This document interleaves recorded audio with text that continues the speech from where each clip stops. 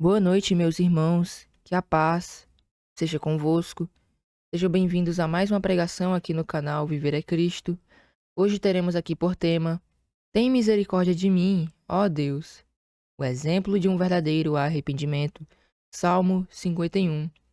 Hoje meditaremos nessa passagem, de Salmo 51, onde vemos ali um verdadeiro arrependimento por parte de Davi, ao cometer ali dois pecados graves, A gente vê Davi se humilhando perante Deus, Davi ali apresentando seus pedidos também perante Deus, seus pedidos de clamando, pela misericórdia, pela bondade de Deus, né? É um salmo bem impactante mesmo e serve de exemplo para cada um de nós, Ali como exemplo de arrependimento.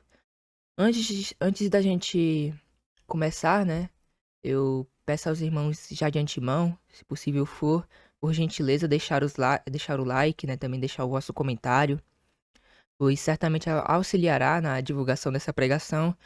E assim pessoas podem ser alcançadas, por meio dessa breve meditação. Antes de darmos início ao estudo, vamos somente fazer uma leitura corrida. É um salmo um pouco longo, mas a gente vai abordar aqui de forma resumida, Abordando ali, claro que verso por verso, mas de uma maneira mais rápida, para acabar não ficando muito grande nessa pregação. Mas diz assim: Tem misericórdia de mim, ó Deus. Segundo a tua benignidade, apaga as minhas transgressões. Segundo a multidão das tuas misericórdias, lava-me completamente da minha iniquidade e purifica-me do meu pecado. Porque eu conheço as minhas transgressões e o meu pecado está sempre diante de mim. Contra ti, contra ti somente pequei e fiz o que é mal à tua vista, para que seja justificado quando falares e puro quando julgares. Eis que em iniquidade fui formado, e em pecado me concebeu minha mãe. Eis que amas a verdade no íntimo, e no oculto me fazes conhecer a sabedoria. Purifica-me com hisopo, e ficarei puro. Lava-me, e ficarei mais branco que a neve. Faz-me ouvir júbilo e alegria, para que gozem os ossos que tu quebraste. Esconde a tua face dos meus pecados, e apaga todas as minhas iniquidades. Não me lances fora da tua presença, e não retires de mim o teu Espírito Santo. Torna a dar-me a alegria da tua salvação, e sustém-me com um espírito voluntário. Então ensinarei aos transgressores os teus caminhos, e os pecadores a ti se converterão. Livra-me dos crimes de sangue, ó Deus, Deus da minha salvação, e a minha língua louvará altamente a tua justiça. Abre, Senhor, os meus lábios, e a minha boca entoará o teu louvor. Pois não deseja sacrifício, senão eu os daria. Tu não te deleitas em holocaustos. Os sacrifícios para Deus são espírito quebrantado, há um coração quebrantado e contrito não desprezarás, ó Deus. Faze o bem a Sião, segundo a tua boa vontade. Edifica os muros de Jerusalém. Então te agradarás dos sacrifícios de justiça, dos holocaustos e das ofertas queimadas. Então se oferecerão novilhos sobre o teu altar. Então, amém. Essa é a passagem que hoje nós meditaremos. Apostila aqui na tela. Vivemos em dias em que a mensagem do Evangelho tem sido diluída para se tornar mais aceitável, mais agradável aos ouvidos e mais confortável ao coração. Em muitos lugares, o evangelho pregado perdeu sua essência, deixou de ser a boa nova que salva o pecador para se tornar a promessa de bem-estar, sucesso e autoafirmação. Fala-se de amor, mas não se fala de justiça. Fala-se de graça, mas não se fala de pecado. Fala-se de Deus como Pai, mas ignora-se mas ignora-se o fato de que ele também é justo juiz.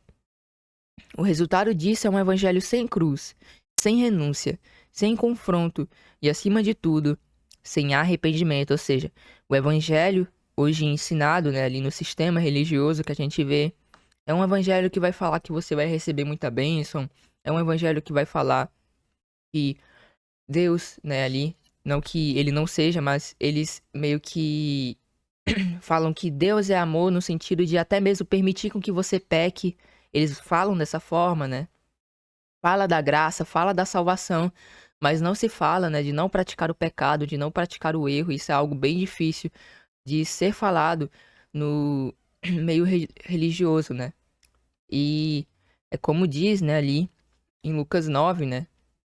A gente pode ver aqui, Lucas 9, 23,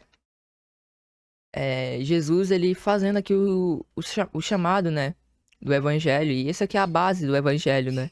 Jesus dizia a todos: se alguém quiser acompanhar-me, negue a si mesmo, tome diariamente a sua cruz e siga-me, né? É necessário isso.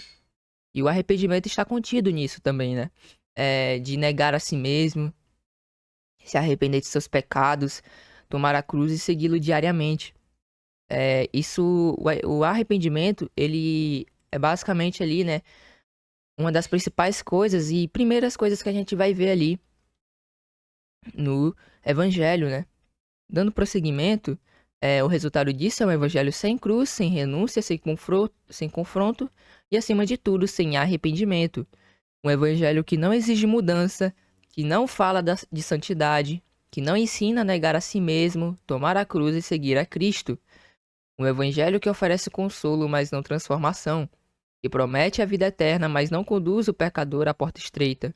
O maior perigo desse evangelho superficial e distorcido é que ele dá uma falsa segurança de salvação àqueles que nunca nasceram de novo. Então, por falarem muito, né, que a pessoa é abençoada, traz ali consolo, isso de fato não é errado. O problema é que eles acabam exagerando, né, levando ali ao pé da letra e acabam só falando disso, não acabam falando ali de trazendo exortações, não acabam ali pregando, né, o puro e a pura mensagem do evangelho, né? Como o João Batista mesmo ele fazia, né? Arrependei-vos, né? Pois é chegado o reino de Deus, né? O reino dos céus. E essa é a mensagem do evangelho, né? Arrependei-vos. Então, esse falso evangelho acaba dando essa falsa segurança, né? As pessoas elas se sentem como salvas, né? Quando não estão, né? Temos ali que realmente nos analisarmos a nós mesmos, né? Fazemos um autoexame para ver como é que está a nossa vida, né, para com o nosso Deus. Isso a gente pode fazer meditando nos mandamentos, né? Qualquer a transgressão dos mandamentos ali é um pecado. Então, ao meditarmos aquilo, vermos se estamos cumprindo, né, ali da forma como convém, a gente tem uma noção ali do nosso estado espiritual. Trazendo a passagem aqui que é muito interessante, né, relacionado a esse falso evangelho aqui que acaba sendo pregado, né, no sistema religioso, se encontra em Mateus 7, do versículo 22 ao 23. Muitos me dirão naquele dia: Senhor, Senhor, não profetizamos nós em teu nome? Em teu nome não expulsamos demônio? E em teu nome não fizemos muitas maravilhas? Ou seja, a gente vê muito isso aqui, né? Profetizar no nome de Jesus, expulsar demônios no nome de Jesus. No nome de Jesus fizeram muitas maravilhas, né? A gente vê bastante isso. Mas mesmo assim, a resposta de Jesus foi muito dura, né? E a gente vê que isso acabou não salvando essas pessoas, né? E então lhes direi abertamente: nunca vos conheci. Apartai-vos de mim, vós que praticais a iniquidade. Iniquidade aqui no grego, puxando aqui do grego, a gente vê aqui anomia. Anomia que significa a condição daquele que não cumpre a lei, porque não conhece a lei, porque transgride a lei. Desprezo e violação da lei, iniquidade e maldade, ou seja, o próprio pecado, né? Própria transgressão da lei. É, é o que também é pregado hoje, né? Não há mais lei, né? A gente é salvo pela graça, eles acabam ali, né? Meio que exagerando nisso e só falam dessas coisas, né? Por isso que a gente denomina como um falso evangelho, porque não tem renúncia, não tem arrependimento, não tem ali o princípio, né? Arrependei-vos. Não tem o princípio ali do evangelho. Acabam somente pregando isso. Quando não, né? Tem heresias no meio, né? Falsas doutrinas no meio. Então, temos que nos analisarmos a nós mesmos, vermos se estamos realmente cumprindo, né? O que convém que nós venhamos a cumprir, os mandamentos, né? E fazermos uma autoanálise e darmos, né, ali o verdadeiro arrependimento, assim como Davi, né? Fez o verdadeiro arrependimento depois de cometer pecados graves. No entanto, quando olhamos para as Escrituras, percebemos que a mensagem de arrependimento sempre foi central. Foi assim com os profetas do Antigo Testamento. Citando aqui alguns exemplos, a gente pode ver o profeta Isaías, Jeremias ali, ao alertar o povo, né, ali, sobre a Babilônia. O povo ele não se arrependeu, acabou caindo em juízo. Ezequiel, Amós, Elias, Jonas também a gente vê, né? Foi uma ordem da parte de Deus para que Jonas pregasse ali, né? Pregasse ali para os ninivitas, né? E eles se arrependeram. Então a mensagem sempre foi essa, foi sempre central, né? Mensagem de arrependimento, para que não caísse juízo sobre eles. E da mesma forma foi assim com João Batista, que preparou o caminho para o Messias com uma mensagem clara: arrependei-vos, porque é chegado o reino dos céus. Isso a gente encontra lá em Mateus 3, no versículo 2. E Jesus da mesma forma. Foi assim com Jesus, que iniciou seu ministério com a mesma exortação. Desde então começou Jesus a pregar e a dizer: arrependei-vos, porque é chegado o reino dos céus. Mateus 4,17. E foi assim com os apóstolos, ou seja, prosseguindo, né? Mais uma vez aqui em Atos 17:30. Mas Deus, não tendo em conta os tempos da ignorância, anuncia agora a todos os homens e em todo lugar que se arrependam. A mensagem do arrependimento foi sempre algo ali central no Evangelho. É uma das primeiras coisas que a gente vai ali escutar, né? Isso também é representado no batismo, né? No batismo a gente também se arrepende de todos os nossos pecados, né? Promete viver em novidade de vida.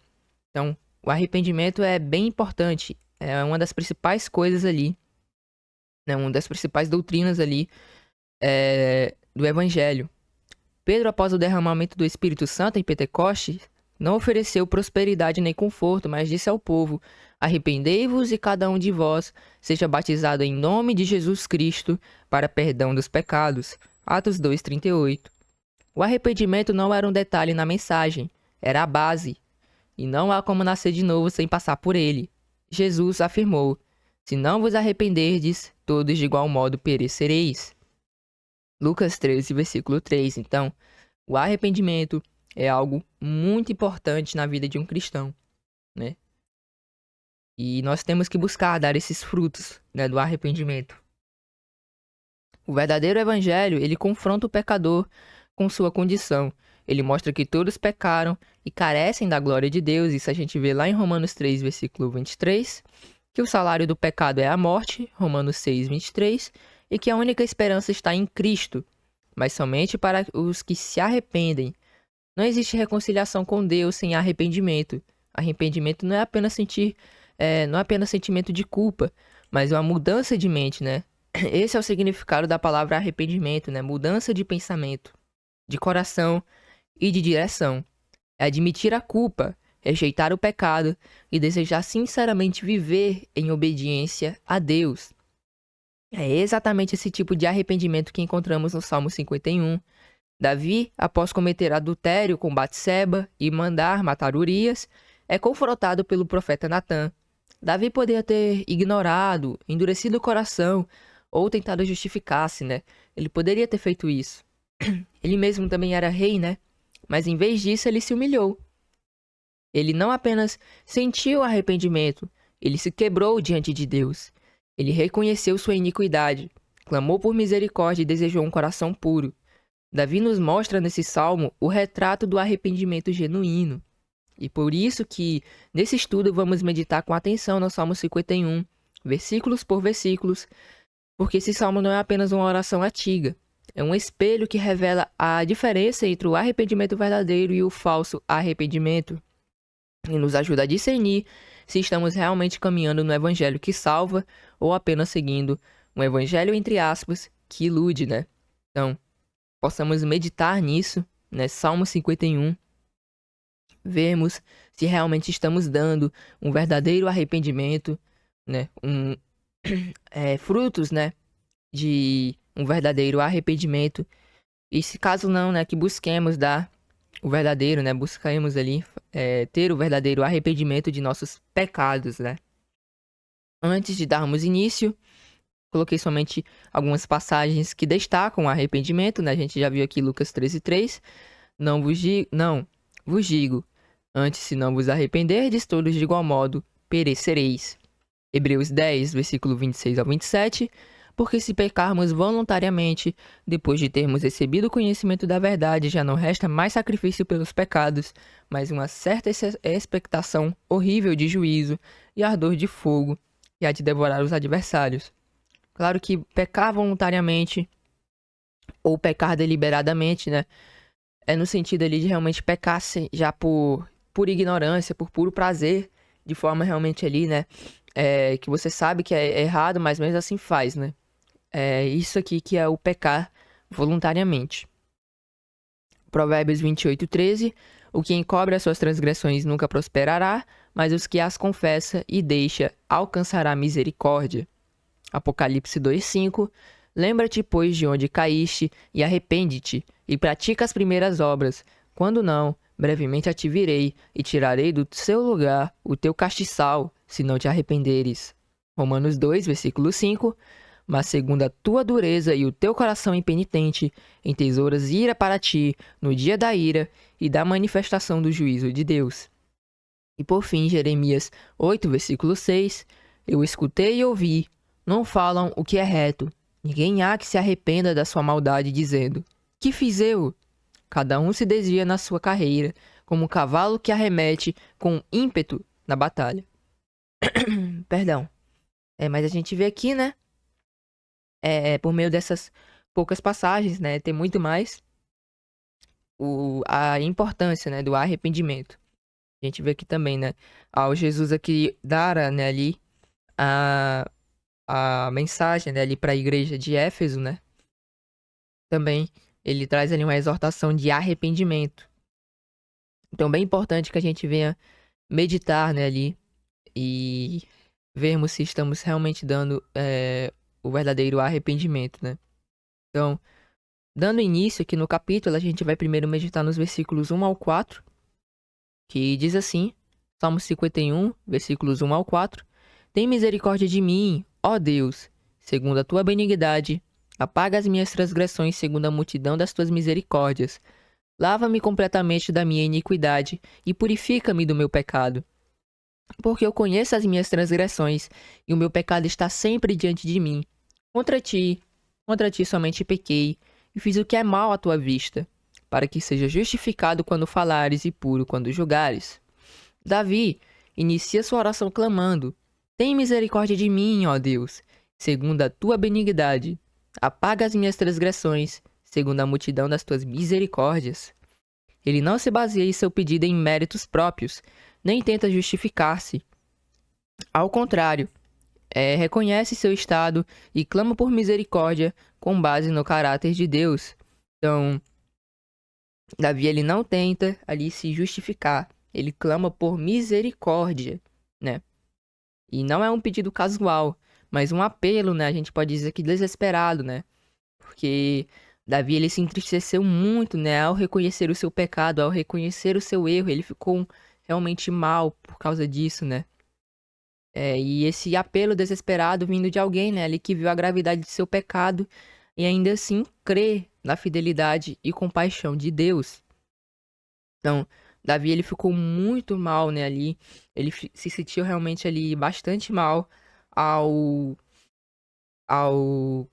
reconhecer, né, o seu pecado, o seu erro e clamou a Deus, né, por misericórdia, clamou a Deus, né, ali pela sua bondade, né, porque não havia mais o que não tinha mais o que fazer, né, o pecado já foi consumado, né, e esse pecado não se podia oferecer, né, ali novilhos, né, não, a lei ali, né, não permitia isso, né, era só para ali para para pecados, né, que foram cometidos de forma que não foi de forma voluntária, né? Mas esse pecado, de fato, foi de forma voluntária. Davi, ele não viu, né, mais o que havia a fazer a não ser clamar a Deus, né? E foi isso que ele fez. A benignidade e a multidão das misericórdias aqui apontam para atributos profundos, né, de Deus: longanimidade, compaixão e fidelidade, mesmo quando erramos. A gente pode citar aqui Lamentações 3, dos versículos 22 ao 23, diz assim: As misericórdias do Senhor são a causa de não sermos consumidos, porque as suas misericórdias não têm fim. Novas são a cada manhã, grande é a tua fidelidade. Então, isso é um fato, é algo também bem destacado na Bíblia, né? A gente não é consumido por causa de nossos méritos, porque nós merecemos, não. É porque as misericórdias do Senhor, né, elas são infinitas, né? Elas não têm fim, se renovam a cada manhã, né? É por causa das misericórdias dele que nós somos ali, né, não somos consumidos. E é por isso que Davi não foi consumido nesse momento, né? Ele Deus ali deu tempo, né, para ele se arrepender e de fato ele se arrependeu, né? E foi misericordioso com ele, né? A gente viu, Deus o perdoou, embora que veio o juízo, né? Teve ali, de fato, né, as consequências de seu pecado. A gente vê que ele foi perdoado, né? Ele permaneceu com vida e prosseguiu em sua vida após isso, né? Deu ali o fruto, né, digno de arrependimento, não buscou mais fazer esse erro e viveu reconciliado com Deus, né? Então, bem importante isso também. No mesmo verso, Davi pede que suas transgressões sejam apagadas. Ele entende que o pecado não é apenas uma falha moral, mas uma mancha diante de Deus, um registro de culpa. Isso nos lembra passagens como Isaías 43, no versículo 25, onde Deus diz: Eu mesmo sou o que apago as tuas transgressões por amor de mim e dos teus pecados não me lembro. Então, olha que interessante, né? Eu mesmo sou o que apaga as tuas transgressões por amor de mim. Interessante, né? Deus apaga ali as nossas transgressões por amor, né, ali de mim. No caso dele, né? E ele promete não se lembrar, né, dos nossos pecados. Então a gente vê a misericórdia do nosso Deus, né? Ele agindo com misericórdia, né? Ao olhar, né, lá dos céus e ver, né, que nós somos pó, ele tem misericórdia de nós, né? Mas claro, a gente tem que dar o fruto, né, ali do arrependimento, né? Deus, ele também sonda os corações e sabe qual é a intenção do nosso coração, né? Se realmente queremos mudar, se realmente nos arrependemos, ele sabe de tudo, né? A gente tem que buscar dar realmente esse fruto, né, do arrependimento. É algo que eu tô destacando bastante, né? Mas essa é a mensagem aqui, né? O arrependimento. E é essa esperança que sustenta o clamor de Davi. Não só a própria justiça, mas a promessa de um Deus que apaga, que perdoa, que lança os pecados às profundezas do mar. Miqueias 7, versículo 19. A gente vê aqui nessa passagem, Miqueias 7,19. De novo terás compaixão de nós, pisarás as nossas maldades e atirarás todos os nossos pecados nas profundezas do mar. Então a gente vê aqui que Deus promete apagar os nossos erros, os nossos pecados, né? E nos perdoar, porque as suas misericórdias são infinitas, né? Não tem fim, novas são a cada manhã. Então esse é o motivo da gente não ser consumido, né? A misericórdia do nosso Deus. Partindo agora para o verso 2, no versículo 2 o salmista aprofunda, né, ainda mais o seu pedido. Lava-me completamente da minha iniquidade e purifica-me do meu pecado. Ele não busca apenas o perdão formal, mas uma limpeza real.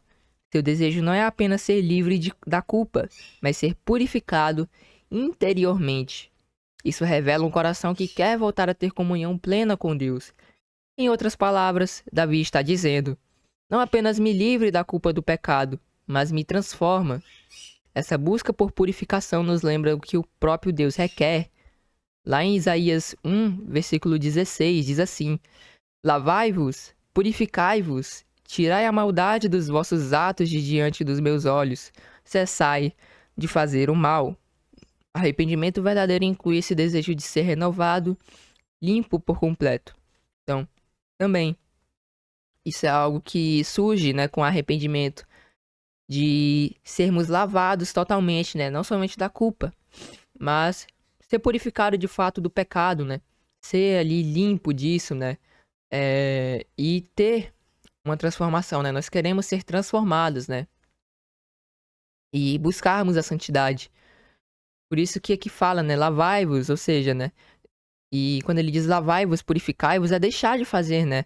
Tirai a maldade dos vossos atos de diante dos meus olhos, ou seja, a maldade, né? O erro, o pecado. Cessai de fazer o mal. Nós também temos que buscar fazer isso, pedir a Deus para que a gente possa ser limpo, né, dos nossos pecados, mas nós também temos que cessar de fazer o mal, buscar, né, cessar de fazer o mal. É bem importante, né? Isso é destacado aqui em Isaías 1, versículo 16. Então, o arrependimento verdadeiro ele inclui esse desejo, né, ali de ser renovado interiormente de forma completa.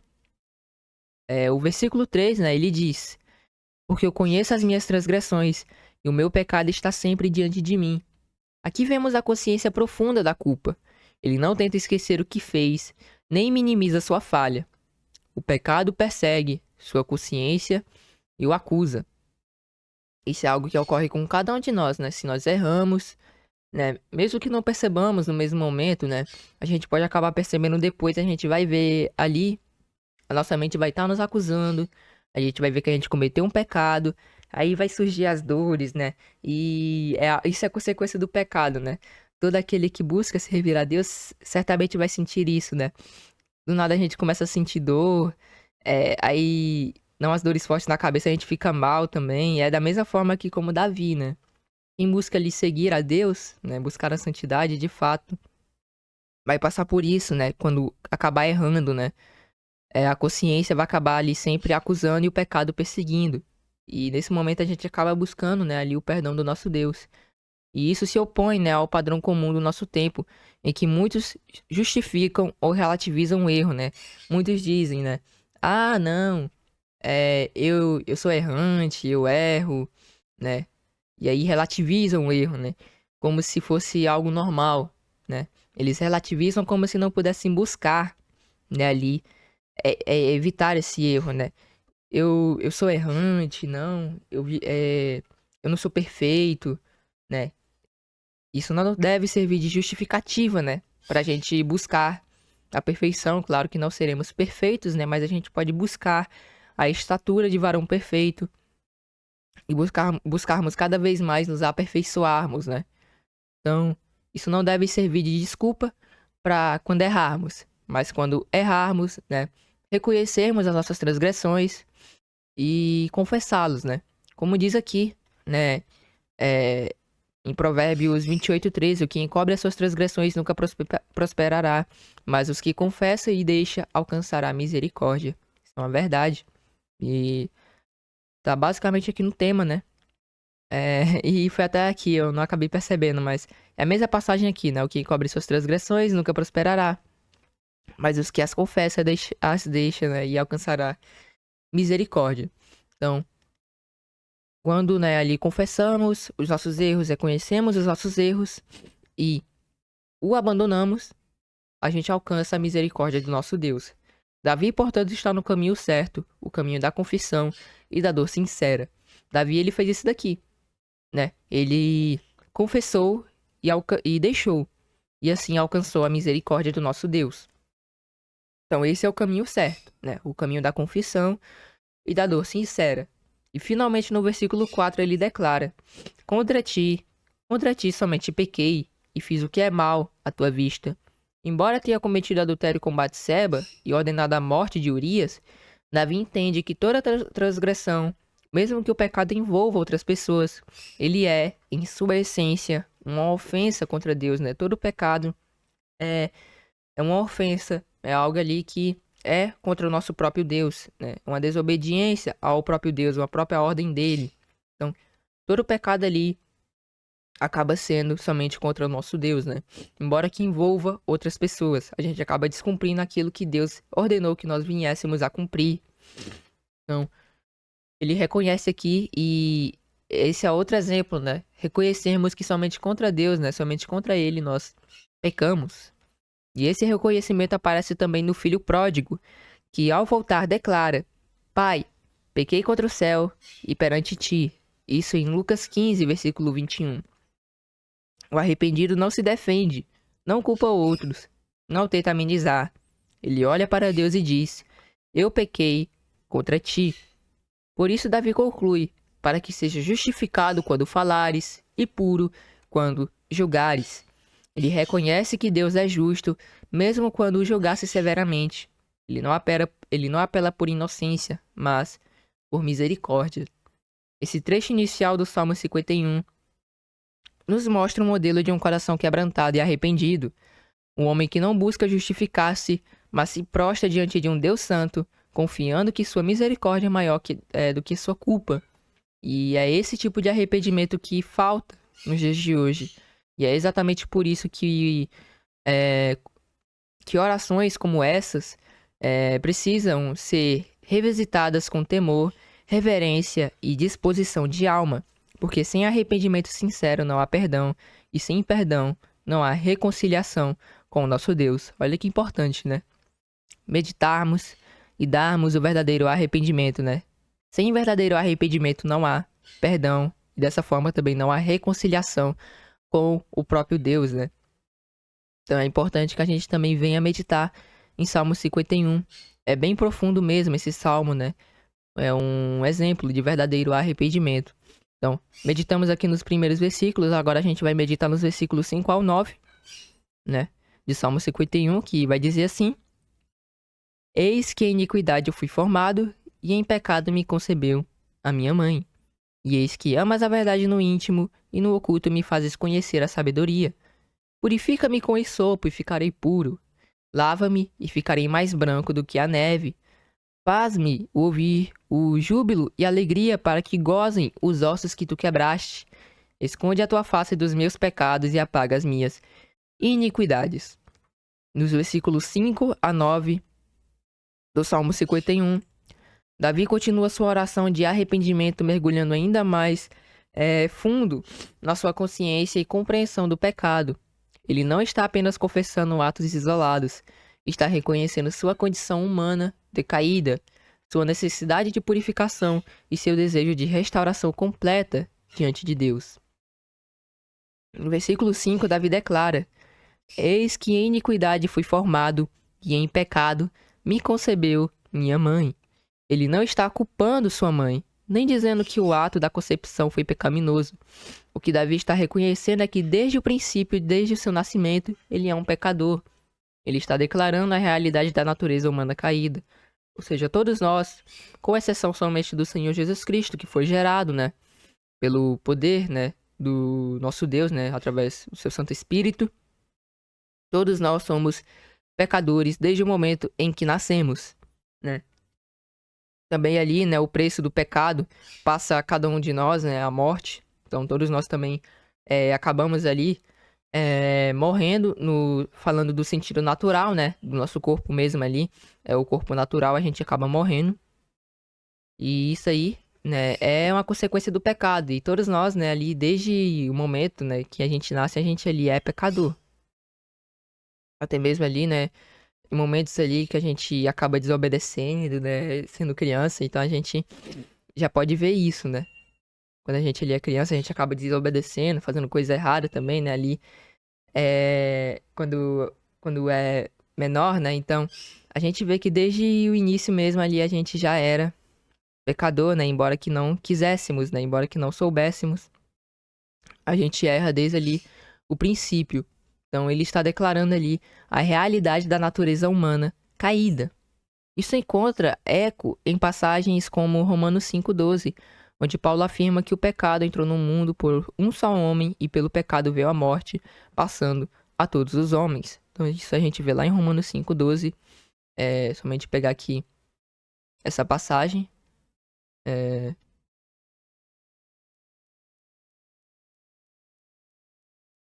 Então, pegar aqui só Romanos 5,12.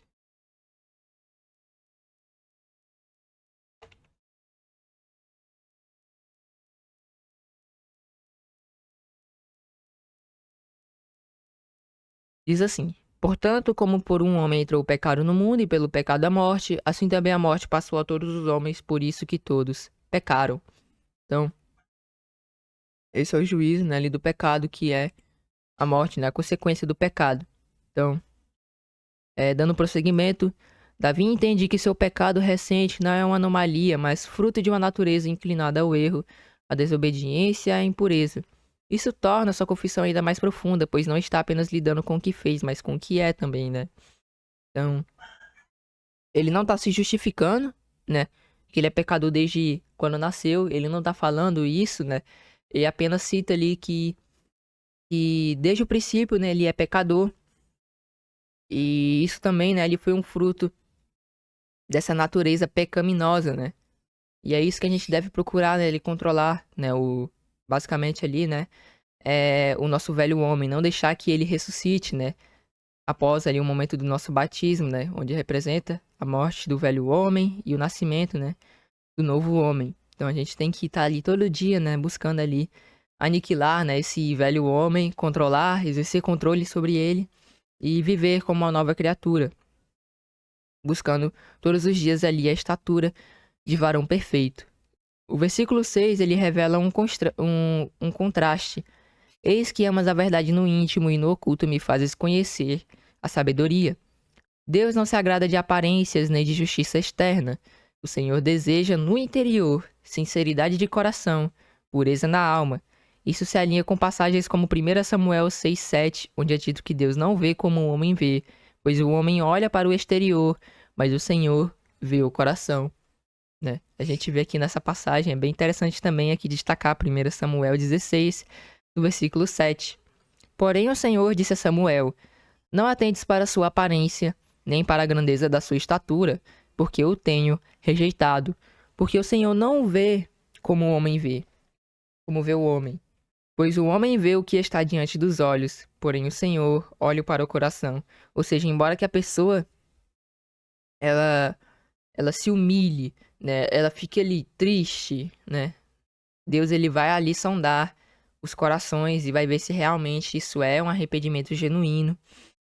E vai ver, né, se a pessoa realmente ali está arrependida, né? E aí ele concede o seu perdão, se for o caso. Mas não adianta, né, irmos ali por aparência, né? Por pura aparência ali, né, e se humilhar, né, somente ali para tentar, né, ali dar um genuíno arrependimento. Não, a gente tem que demonstrar e isso, né, não é através ali do exterior, mas vem de dentro de nós, né, ali, ou seja, do mais íntimo, né, o arrependimento. Né? Desde aquele sentimento ruim, quando a gente vê que a gente pecou, né? Quando a gente vê que a gente errou, surge a partir dali até buscar o perdão de Deus, né? De fato, se humilhando, assim como Davi também fez aqui no Salmo 51. E também João 4:20, dando prosseguimento.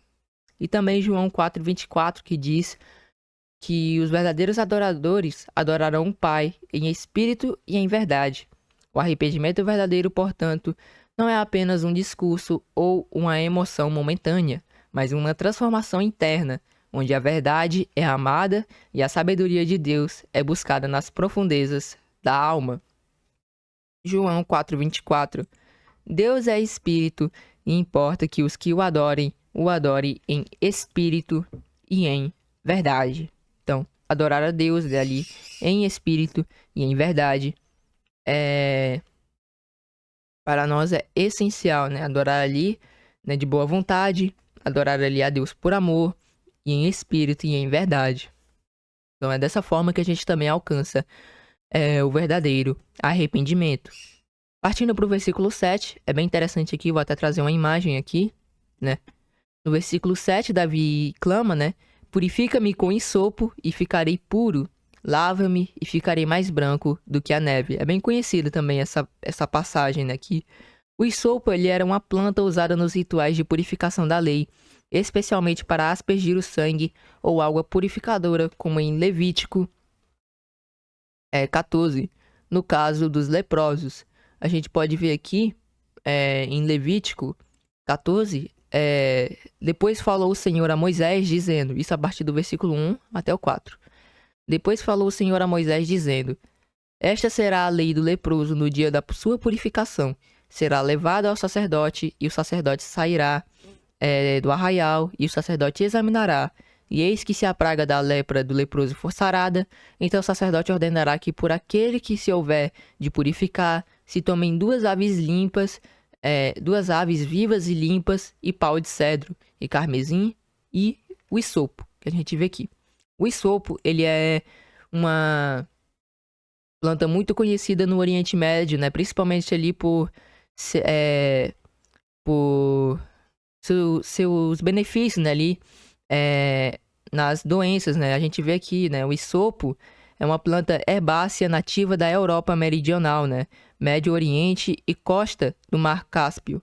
É utilizado como erva aromática e medicinal, né? Pelas suas propriedades de antitussítico, expectorante e antisséptico. Acho que Davi, pelo menos, né, ali, estava sentindo aqui nesse sentido, né? Que se refere ali, né, antisséptico, se refere a tudo que é utilizado no sentido de degradar ou inibir proliferação de micro-organismos presentes na superfície da pele e mucosa. O pecado, ele também era comparado, né, a feridas.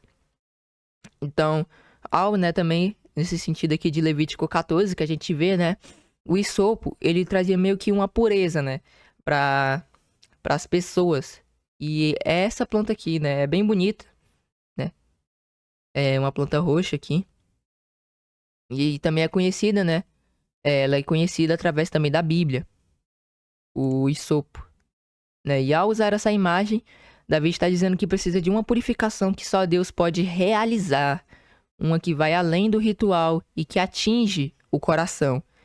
Ele deseja ser restaurado à condição de pureza diante de Deus, né? Mais branco do que a neve. A gente vê aqui, né? Mais branco. O pecado, ele era comparado, né? Ali ao sangue, né? Uma mancha ali, né? E doença, né? A gente vai ver aqui na passagem agora que a gente vai ler, né? Conforme aqui, na verdade, conferir, né? Isaías 1,18, a gente vê, ainda que os nossos pecados sejam como a escarlata, né? A gente pode até pesquisar aqui para ter um pouco de noção, né, dessa cor. É escarlata. A gente vê que é um vermelho bem vermelho mesmo, né? É um vermelho bem realmente bem forte, né? É um vermelho bem forte, bem destacado mesmo. Essa é a comparação, né, ali do pecado, né? Ainda que sejam como escarlata, se tornarão mais brancos como a neve, ou seja, seremos totalmente ali lavados, né? E é isso que Davi pede aqui. Ele faz essa comparação, né? O pecado é como ali uma mancha, né? Como uma ferida. E através ali, né? Do esopo, trazendo essa imagem de purificação, né? Através ali do nosso Deus, do seu perdão, a gente ali é purificado e se tornamos mais brancos do que a neve, né? E é o clamor de alguém que não quer apenas ser perdoado, mas quer ser limpo, regenerado e transformado. No versículo 8 ele prossegue: Faz-me ouvir o júbilo e a alegria, para que gozem os ossos que tu quebraste. Aqui Davi reconhece que o peso do pecado lhe tirou a paz, a alegria, a leveza da comunhão com Deus. É como se seus ossos estivessem quebrados, ou seja, ele sente profundamente as consequências espirituais e emocionais do pecado, né? Aqui Davi ele cita isso, né?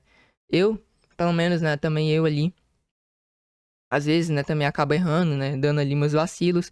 Eu também me sinto assim, dessa forma, né, quando acabo errando, me sinto mal, né, assim, começo também a sentir dores. E essas dores, né, elas vão cada vez mais piorando se a gente acaba ali, né, não buscando confessar, né, perante o nosso Deus. Só vai piorando, piorando. Mas quando a gente confessa, pede perdão a Deus e se arrepende verdadeiramente, essas dores passam, né? Que é o que a gente sente, né? A consequência do pecado, né? O pecado, de fato, causa dor em nós, né? Que buscamos ali servir ao nosso Deus, né? A gente não quer ali acabar errando, mas às vezes acabamos dando vacilos, né? Por falta ali realmente de cuidado, por descuido mesmo. E a gente se sente ali, né? Triste, né? Ficamos tristes, ficamos ali mal devido ao nosso erro. Mas a gente tem que clamar a Deus para que essa alegria, esse júbilo possa voltar a nós, né? E clamar pelo seu perdão, né? Dando prosseguimento, é como se os ossos, né, ali de Davi estivessem quebrados, ou seja, ele sente profundamente as consequências espirituais e emocionais do seu pecado, né? Então é isso que Davi estava sentindo, né? Ele estava sentindo realmente ele triste, provavelmente também estava sentindo dor, né? Devido ali à consciência pesadíssima de ter cometido 2 pecados graves. Então, Davi estava realmente também muito mal ali, em estado ali, né? físico e espiritual. O pedido por júbilo e alegria revela seu desejo, não apenas de voltar à normalidade, mas de ter restaurada a intimidade com Deus que lhe proporcionava verdadeira satisfação. É a mesma alegria que Jesus menciona em João 15, versículo 11, quando diz que a sua alegria estaria em nós. O pecado quebra, mas o arrependimento e o perdão restauram. A gente vê aqui em João 15, dos versículos 10 ao 11, se vocês obedecerem aos meus mandamentos, permanecerão no meu amor, assim como tenho obedecido aos mandamentos de meu Pai, e em seu amor permaneço. Tenho-lhes dito essas palavras para que a minha alegria esteja em vocês, né? E a alegria de vocês seja completa. Clamar, né, por essa alegria, por esse júbilo, para permanecermos. O pecado de fato quebra, mas o arrependimento e o perdão, eles certamente vão acabar nos restaurando. Temos que clamar a Deus e não esconder os nossos pecados, né? Confessá-los perante o nosso Deus. E no versículo 9, ele roga: esconde a tua face dos meus pecados e apaga todas as minhas iniquidades. Aqui Davi está pedindo que Deus oculte seus pecados, que não os leve em conta, que os remova completamente. Ele não está pedindo para que Deus ignore ou finja não ver, mas que com base na misericórdia os remova, os apague. É isso que ele pede, né? Para que ele não finja, né, não ver, né? De fato, Deus também não vai fingir não ver, né? Ele vai saber de todas as coisas, né? Mas ele pede para que Deus possa ali remover, apagar. É basicamente ali como se realmente não tivesse acontecido. Então é isso que ele tá clamando, é por isso que ele tá clamando, né? Porque de fato traz também, né? O pecado ele também traz ali vergonha, né, para nós. Ele também desperta ali uma vergonha ao sabermos que erramos, né? Quando erramos, ele pede para que ele não, para que esse pecado seja apagado, né? E ele não venha a sentir vergonha também, né? Então é importante aqui que a gente também venha meditar nisso, né? E esse erro dele só consta na Bíblia para que a gente também venha aprender, né? E ver ali qual foi o juízo dele ter cometido, né? Esse pecado, esse erro. A gente vê que não saiu bem para Davi. Davi foi perseguido, né? Teve outros problemas aí, né? Mas ele clamou pela misericórdia de Deus, né? E graças a Deus, né? Deu tudo certo ali. E ele conseguiu ali, através, né? Ali, com o nosso Deus auxiliando, alcançou o perdão de Deus, alcançou sua misericórdia, né? E conseguiu ali viver, né? Viveu ali os fins de suas o fim, né, de seus dias ali tranquilamente, né, ali. Isso por causa do arrependimento que ele deu, né? Então, é importante, muito importante, o verdadeiro arrependimento, né? E isso ecoa, né, novamente aqui em Isaías 43:25, né, que a gente acabou ali já lendo, né? Eu mesmo sou o que apaga as suas transgressões por amor de mim e dos teus pecados não me lembro. Ele pede para que Deus ele possa, né, apagar os seus pecados e basicamente se esquecer como se realmente não houvesse acontecido. E isso também é o que ocorre ali no momento do nosso batismo, né? Ao sermos batizados ali no nome do Senhor Jesus, os nossos pecados também são perdoados e é como se o nosso passado fosse apagado. É como se a gente não tivesse vivido naquele tempo, né? É desde o momento do nosso batismo pra frente. Somente vai contar a partir desse momento. Claro que se abandonarmos também o caminho, né? Aí o juízo ainda é maior, né? Porque vai ser contado também o momento da iniquidade, fora também, né? Ali a apostasia. Então, que a gente venha buscar perseverar, né? No caminho e seguir até o fim, por amor, né? Também ao nosso Deus ali. Não, né? Ali buscando, né? Por obrigação, assim como Caim. Mas por amor, né? Ao nosso Deus ali, buscar, né? Ali fazer o melhor para o nosso Deus, assim como Abel, né, fez. Esses versículos, eles mostram um homem que entende a profundidade da sua necessidade espiritual. Davi reconhece que necessita ser transformado, perdoado, purificado e também ali restaurado. E tudo isso só é possível pela graça de Deus. Arrependimento verdadeiro não busca alívio superficial, mas restauração total. E é isso que Davi está buscando aqui. E é esse exemplo que ele nos deixa. Importante, muito importante, né? o verdadeiro arrependimento de Davi, ele deixa esse exemplo para nós, né? Isso aqui também serve de oração. Isso aqui é um exemplo de oração, né? E a gente pode meditar nesse salmo, remover, né, aqui no caso, tirar partes, né, ali desse salmo e acrescentar também em nossas orações. Certamente a nossa oração ficará mais completa ainda.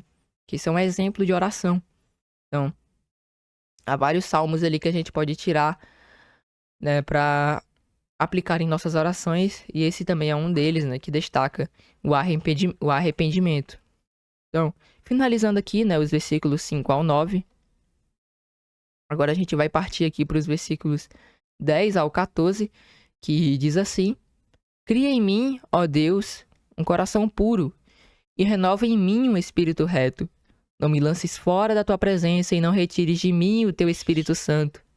Torna a dar-me a alegria da tua salvação e sustém-me com espírito voluntário. Então ensinarei aos transgressores os teus caminhos e os pecadores a ti se converterão. Livra-me dos crimes de sangue, ó Deus da minha salvação, e a minha língua louvará altamente a tua justiça. Nos versículos 10 ao 14 do Salmo 51, Davi aprofunda o seu clamor por restauração. Ele já reconheceu sua culpa e implorou por purificação. Agora seu pedido vai além do perdão. Ele anseia por renovação interior, comunhão com Deus e uma vida transformada que leve outros ao arrependimento. Interessante, né, que a gente vê aqui. Vai além, né? Ele já pediu para... Ele reconheceu a culpa do pecado, reconheceu seu erro, implorou pela purificação, como a gente vê. Agora vai além, né, desse perdão. Ele anseia por renovação, comunhão e uma vida que leve outros também ao arrependimento. Importante isso aqui, muito importante, né? Destacar isso nesse salmo. A gente vê aqui. E é essa parte aqui, né, do versículo 10 ao 11, esses dois versículos aqui, acaba sendo ali, né, o mais impactante do salmo. Também, talvez até o mais conhecido, né, desse salmo 51. A gente vai meditar aqui agora, né, nesses versículos. No versículo 10, Davi clama: Cria em mim, ó Deus, um coração puro, e renova em mim um espírito reto. A palavra cria, em hebraico, né, a gente vê aqui a palavra em hebraico, né, que é bara, né, ou então aqui a transliteração, né, no caso aqui a pronúncia, aqui a transliteração, né, aqui a palavra em hebraico, e aqui a pronúncia, né, baoral, é a mesma usada, né, ali em Gênesis 1, capítulo 1. É Gênesis 1, versículo 1. Quando Deus cria, né, os céus e a terra, isso revela que Davi não está pedindo uma mera reforma ou melhora moral, mas uma criação nova, algo que só Deus pode realizar. Ele clama ali, né, por um coração puro e um espírito reto. Então, algo que só Deus ali pode fazer, né?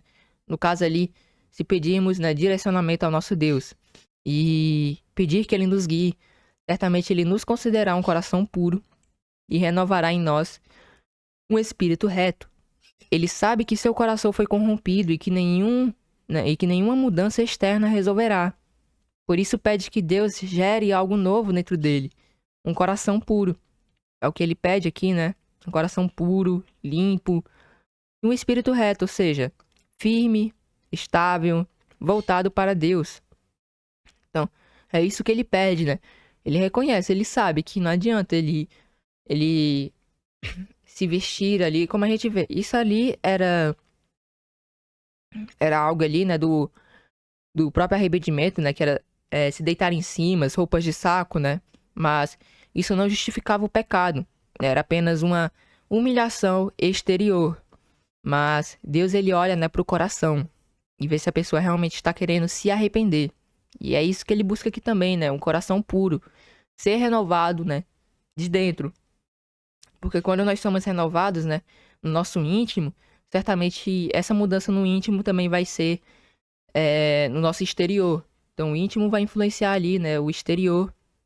E assim a gente vai acabar tendo um coração puro, um coração limpo e um espírito reto, né, que permaneça fiel a Deus. Essa oração ecoa a promessa de Ezequiel 36:26, onde Deus diz: Dar-vos-ei um coração novo e porei dentro de vós um espírito novo. Então, é isso que ele pede, né? Uma mudança no íntimo, né? Uma mudança ali dentro de si, né? E é isso que ele tá aqui pedindo, né? Uma mudança a partir de dentro, né? Do dentro do íntimo dele, para que ele pudesse caminhar ali de forma reta perante Deus, né? E é algo que a gente também deve buscar, né? Andar em retidão, um coração limpo, né? Viver ali para o nosso Deus. Partindo agora para o verso 11, no versículo 11 ele implora: Não me lances fora da tua presença e não retires de mim o teu Espírito Santo. Davi reconhecia, né? Conhecia o que aconteceu com Saul, seu predecessor, de quem o Espírito do Senhor se retirou.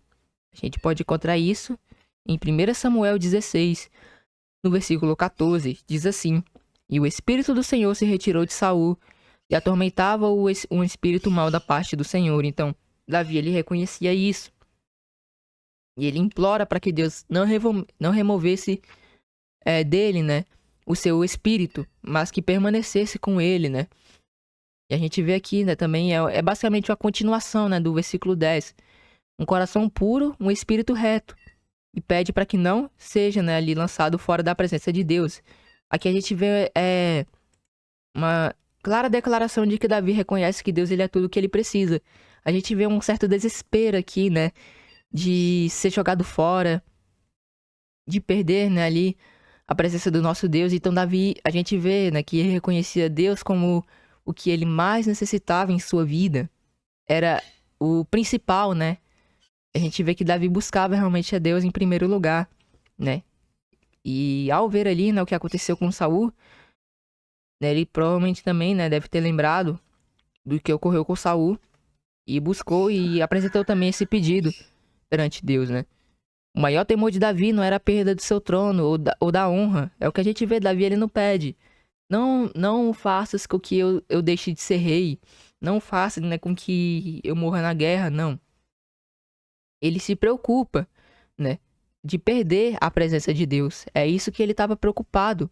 Era isso que estava deixando ele mal, né? O fato dele ter pecado contra Deus e ter medo de acabar perdendo a Deus. Por isso que ele vai lá e clama, né, para que Deus viesse a ter misericórdia dele e que não se retirasse dele, mas que permanecesse com ele. Isso é algo que também a gente vê como exemplo em nós mesmos, né? E a gente deve buscar também esse arrependimento. Bem importante isso aqui, de destacar no versículo 11. É bem profundo. É esse verso 11, né? Juntando com o 10. O pecado, ele não apenas mancha a alma, mas afasta o homem de Deus. Por isso seu clamor é para que Deus não o abandone. A presença divina é o bem mais precioso que se alguém pode ter. Isso é repetido em Êxodo 33, versículo 15, quando Moisés disse, né? Ali ele fala para Deus, né? Se tua presença não for conosco, não nos faça subir daqui. Ele vê aqui a presença de Deus como algo precioso, né? É a mesma forma aqui, né? A gente vê no verso 11, né? Deus, ele tem que estar sempre ali conosco. Claro que aqui, né, a gente sabe, se a tua presença não for conosco, a gente sabe que Deus, ele é onipresente, né? Mas quando Moisés cita isso aqui, é que se Deus, ele não fosse com eles, né? Se Deus, ele não fosse, não os ajudasse, né? Ele falou que Deus não os fizesse subir, né, daquela região onde eles estavam. Então a gente vê a presença ali, a importância, né, de ter o nosso Deus conosco. Bem profundo esse verso 11, né? Dando prosseguimento, no versículo 12 ele diz: Torna a dar-me a alegria da tua salvação e sustém-me com um espírito voluntário. O pecado rouba a alegria da comunhão com Deus, e Davi sente isso. Ele não perdeu a salvação, mas a alegria dela. Por isso pede a Deus que restaure, né, a alegria da sua salvação. Ele acabou perdendo essa alegria da salvação, né? Ele não perdeu a salvação, mas perdeu a alegria. E pediu para que fosse sustentado com um espírito voluntário, né? E além disso, ele deseja ser sustentado, né, pelo espírito voluntário, como já citamos, ou seja, um espírito disposto obediente, inclinado ao que é justo. Não quer apenas ser perdoado, mas capacitado a viver de maneira agradável a Deus, com um desejo sincero de obedecer. É isso que ele está expressando no verso 12. Ter essa alegria, né? Porque o pecado ele causa tristeza, acaba nos deixando mal. Ele pede para que seja renovada a alegria e também pede, né, um espírito, né, para que seja sustentado com o espírito voluntário, um espírito disposto, né, a obedecer a Deus. E no caso ali, né, para que ele fosse sustentado com essa vontade de servir, né, ali a Deus e a buscá-lo, né. É isso que ele está aqui pedindo no versículo 12. Partindo para o verso 13, vemos o resultado de uma restauração verdadeira, né. Ao tudo isso aqui acontecer, ele declara, né, então ensinarei aos transgressores os teus caminhos e os pecadores a ti se converterão. O arrependimento genuíno não é infrutífero. Ele produz o fruto, né, seu devido fruto. Davi deseja ser um instrumento para que outros encontrem a mesma misericórdia. O fruto, né, do arrependimento também não é só ensinar também os caminhos, né? De fato, isso é importante, né? Também a mensagem do evangelho, né, ensinar ali os caminhos que todos devem seguir, mas também é ter planos, se, por exemplo, é um vício, né, o nosso erro, o nosso pecado, ter planos, pedir, né, pedir direcionamento a Deus e também ter ali planos, né, ver o motivo do que pode ter, né, ali levado, né, a cometer tal erro, buscar evitar, isso também é um fruto de um arrependimento genuíno, né, buscar vencer também esse erro se for relacionado a vício, algo que está sendo um pouco difícil de combater, ter também planos, né? Temos que saber também ser prudentes e buscar vencer os nossos erros, né? Também tem que ter um agir da nossa parte, né? Isso também é o fruto de um arrependimento genuíno. Davi, ele quer ensinar os caminhos de Deus com autoridade vinda de quem foi restaurado. Essa é a missão de todo aquele que experimenta o perdão. Compartilhar com os outros o caminho do arrependimento, como diz Paulo em 2 Coríntios capítulo 1, versículo 4. Somos consolados por Deus para consolar outros, né? Diz assim, em 2 Coríntios capítulo 1, versículo 4, que nos consola em toda a nossa tribulação, para que também possamos consolar os que estiverem em alguma tribulação, com a consolação com que nós mesmos somos consolados por Deus. Então, nós somos consolados e através, né, do nosso testemunho, de se tivermos errado em algum momento e depois termos sido consolados a Deus, através também do testemunho, a gente pode trazer pessoas que estão tristes, né, deprimidas, ou até pessoas realmente que não são da fé também, né, ali para o nosso meio, né, e que elas também possam vir a buscar, né, ao nosso Deus. Então também é bem importante isso aqui, né, ensinar também os caminhos ali aos outros pecadores e assim eles também se arrependerem, né. E no versículo 14 ele conclui essa sessão dizendo: livra-me dos crimes de sangue, ó Deus, Deus da minha salvação, e a minha língua louvará altamente a tua justiça. Aqui Davi reconhece a gravidade específica de seu pecado, o derramamento de sangue de Urias. Ele pede livramento da culpa que o carrega. E como consequência, promete louvar a justiça de Deus com a boca. O arrependimento não muda o coração, né? Ele não apenas muda o coração e as ações, mas também os lábios. O perdão resulta em adoração, em exaltação da justiça de Deus, não como algo que condenou, mas como algo que o restaurou. Nesses versículos, né, nesses versos, Davi mostra que o arrependimento verdadeiro não se limita ao sentimento de culpa, mas clama por transformação, busca comunhão com Deus e leva, né, uma vida que influencia os outros, né, que levam os outros também a verem como Davi vive, né, a verem ali como Davi agia, e que assim também outros viessem a buscar, né, a viver para Deus, né. Então ele não quer apenas ser limpo, mas viver de modo que glorifique a Deus e ensine os outros a fazerem o mesmo. Essa é a marca de um arrependimento real e completo. Dar também o bom testemunho é uma das outras coisas que o cristão deve fazer. Em todos os meios, em todos os sentidos, dar um bom testemunho. E partindo aqui, né, para os últimos versículos, essa é a última sessão aqui que a gente vai acabar meditando, dos versículos 15 ao 19, finalizando, né, a gente vê o seguinte: Abre, Senhor, os meus lábios, e a minha boca entoará o teu louvor, pois não deseja sacrifício, senão eu os daria. Tu não te deleitas em holocaustos. Os sacrifícios para Deus são espírito quebrantado, há um coração quebrantado e contrito, não desprezarás, ó Deus. Faze o bem a Sião, segundo a tua boa vontade, edifica os muros de Jerusalém, então te agradarás dos sacrifícios de justiça, dos holocaustos e das ofertas queimadas. Então, se ofereceram novilhos sobre o teu altar. Nos versículos 15 a 19 do Salmo 51, Davi conclui a sua oração de arrependimento com louvor, reconhecendo, né, com louvor, reconhecimento da verdadeira adoração e uma intercessão pelo povo. Então, no versículo 15 ele clama, né? Abre, Senhor, os meus lábios, e a minha boca entoará o teu louvor.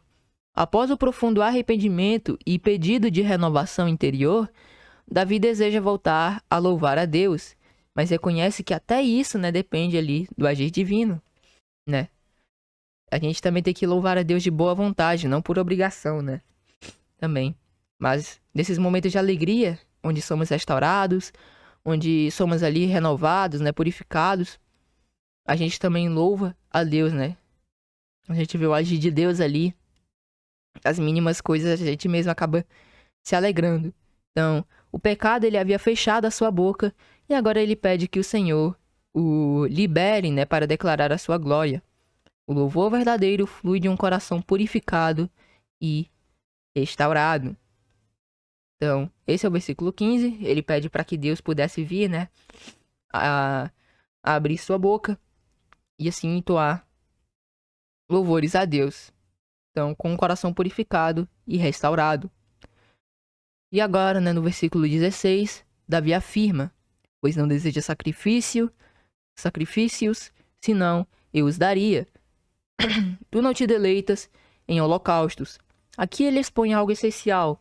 Seu pecado, né, que era adultério e assassinato, não tinha provisão de expiação na lei de Moisés, né, lei cerimonial de sacrifícios para perdão, por meio, né, de sacrifícios de animais. Em Levíticos 4, os sacrifícios eram prescritos para pecados involuntários ou por ignorância.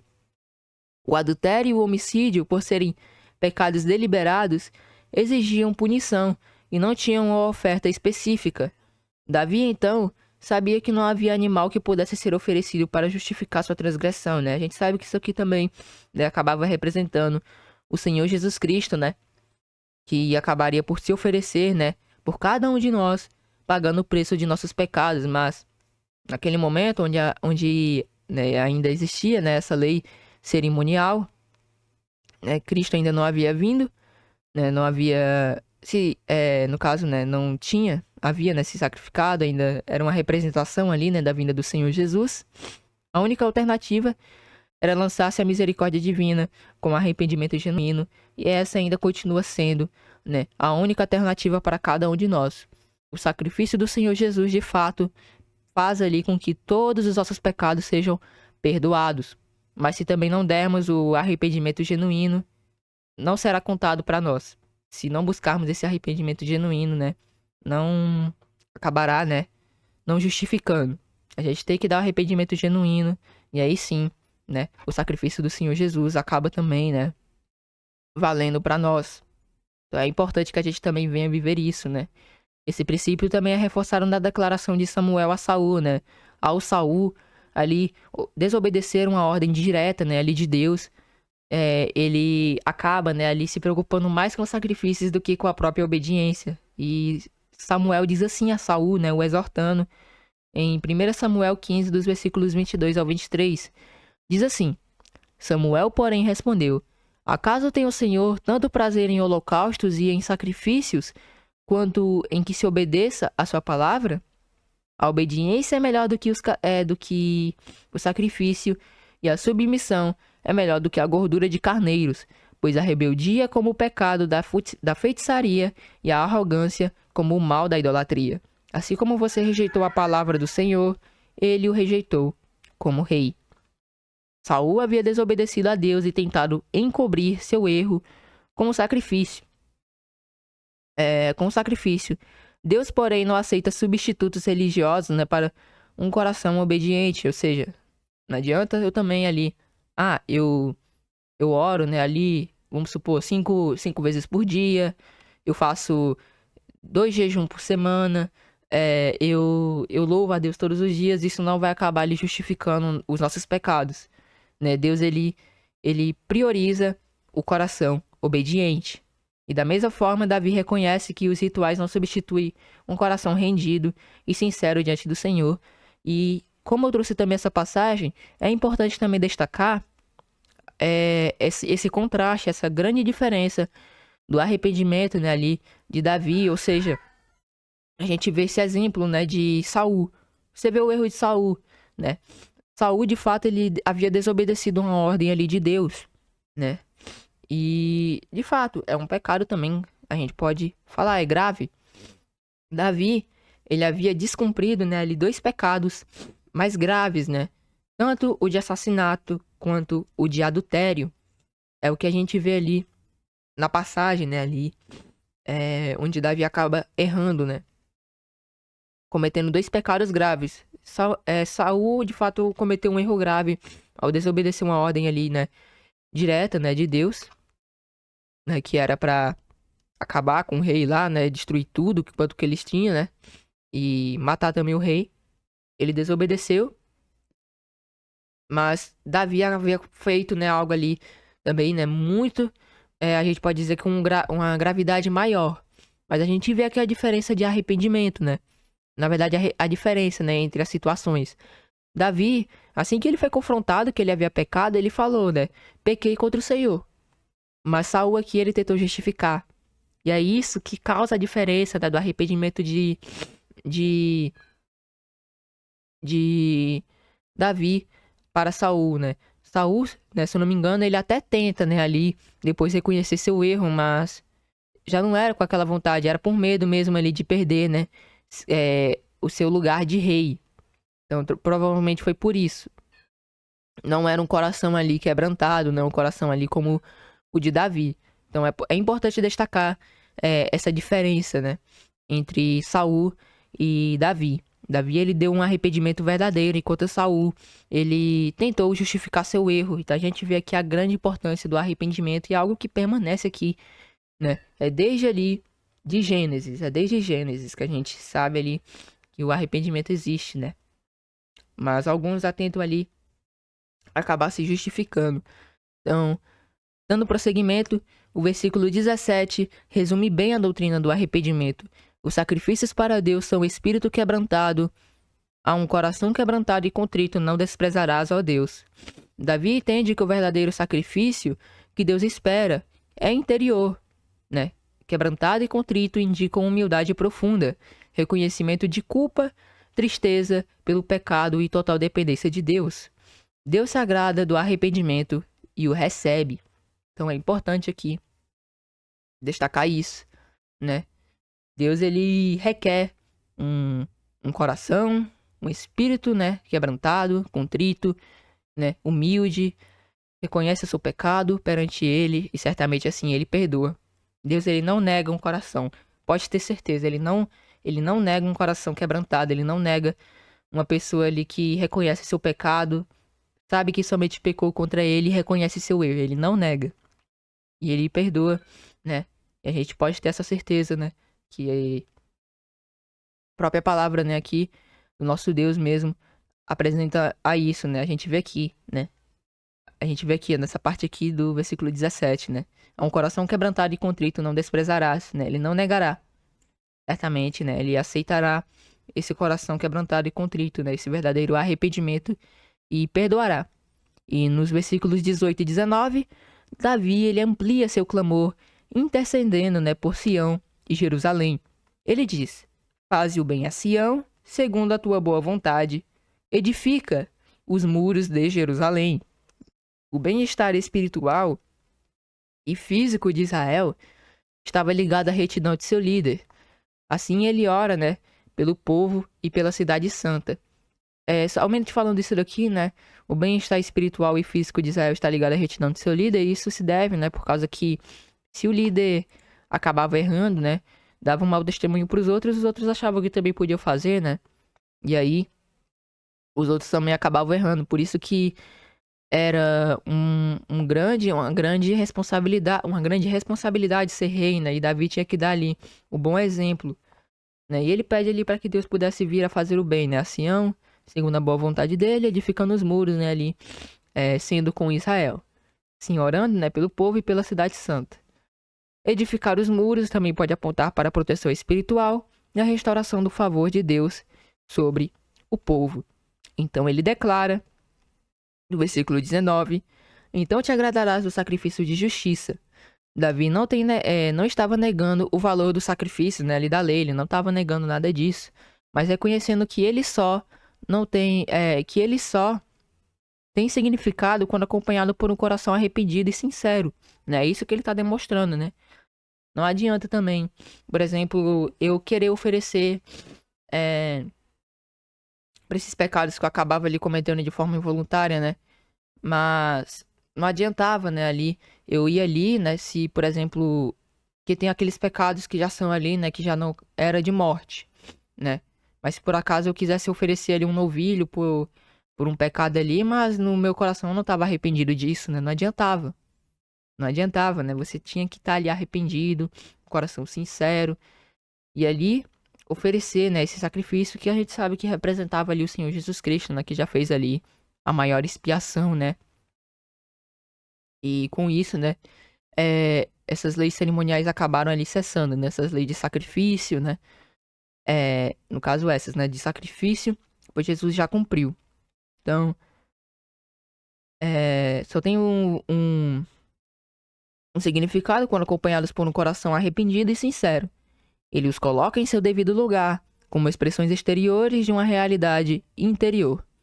Quando há purificação e comunhão com Deus, os rituais tornam-se agradáveis, pois refletem a obediência divina. Ou seja, quando há purificação, comunhão com Deus, certamente as nossas orações, os louvores, né? A gente pode citar ali, né, essas coisas que são, né, ali as coisas que o cristão ele acaba fazendo em sua vida, se tornam, né, ali aceitáveis, se tornam ali melhores, né, e agradáveis, pois isso reflete a obediência verdadeira. O culto externo só é aceitável quando nasce uma vida transformada diante de Deus. Então, espero que tenha ficado claro, né, um pouco aqui, né, sobre o Salmo 51, quão profundo ele é. Isso aqui é apenas um pouco, né, do que esse salmo tem aqui a nos trazer, mas recomendo que leiam, né, essa passagem, é bem interessante meditar no Salmo 51, um exemplo, né, de verdadeiro arrependimento, e meditar, né, aqui a gente trouxe de forma resumida, né, a gente vê que é um pouco grande, 19 versículos, né, 19 versos, e dá pra tirar muita coisa daqui, né, mas a gente trouxe aqui de forma resumida, eu espero que tenha ficado claro aqui, pelo menos, parte, né, desse salmo, aqui que eu quis estar trazendo aqui para os irmãos. Partindo para a conclusão, o Salmo 51 nos conduz por uma jornada profunda de arrependimento genuíno. Davi, quebrantado por seu pecado, não apenas reconhece sua transgressão, mas clama pela misericórdia divina, consciente de que somente Deus pode purificar o interior humano. Esse salmo nos ensina que não há perdão sem arrependimento e que o caminho de volta a Deus exige sinceridade, humilhação e transformação interior. O arrependimento verdadeiro não se contenta em apenas confessar, mas busca mudança e restauração. Essa é a essência do arrependimento. Espero que tenha ficado claro, né, essa mensagem sobre o arrependimento para cada um dos irmãos. Versículo aqui para finalizar. Salmos 34, versículo 18. Perto está o Senhor dos que têm o coração quebrantado e salva os contritos de espírito. Então, amém. Né? Espero que esse estudo tenha edificado a cada um dos irmãos. Peço já de antemão, mais uma vez, se possível for, por gentileza, que os irmãos possam vir, né, a deixar o like, deixar o vosso comentário, certamente auxiliará, né, na divulgação dessa pregação. E assim, mais pessoas podem ser tocadas, né, por meio dessa mensagem sobre o arrependimento. Para aqueles que são novatos e desejam conhecer, né, a Igreja de Deus, temos aqui o site, né, da igrejadedeus.com.br. Estará, né, aí na descrição, onde a gente tem o discipulado, os pontos de fé, o Revelando Apocalipse, entre outros, né? Para aqueles que são novatos, recomendo que, né, conheçam, lá conosco um pouco, bem interessante que conhecer o site, né? Mas é isso, espero que os irmãos tenham sido edificados por meio dessa pregação, que Deus os abençoe e que a paz seja convosco.